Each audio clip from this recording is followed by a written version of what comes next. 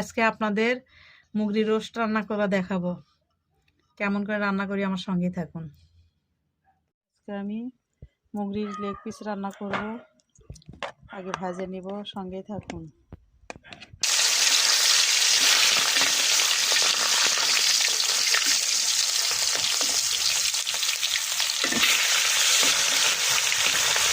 মুগরি roast করব। Leg পিসটা সম্পূর্ণ রোস্ট করব।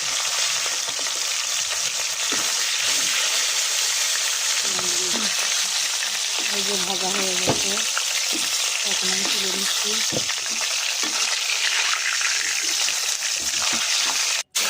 দিলাম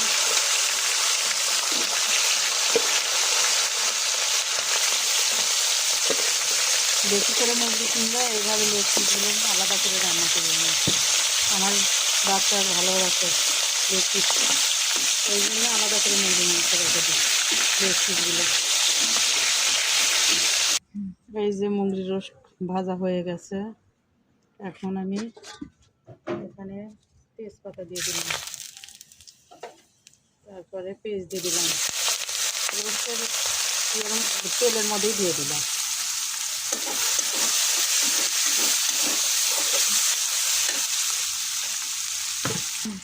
এই যে পেঁয়াজ ভাজা হয়ে গেছে, এখন রোস্টের মশলা, এগুলো সব ধরনের মশলা আছে এর মধ্যে দিয়ে মিক্স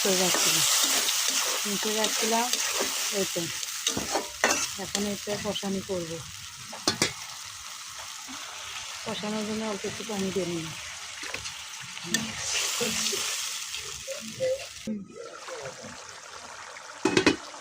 এই তো কষানো হয়ে গেছে, এখন মাংস ঢেলে দিব।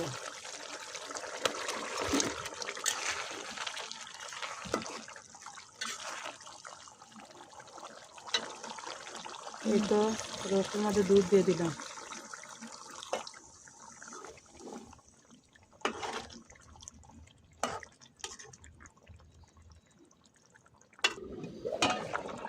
এই তো 4-5টা কাঁচামরিচ দিয়ে দিলাম, গোটাল গোটাল, ব্যাকের সঙ্গে থাকে। এই তো একটু জিরের গুঁড়ো দিলাম।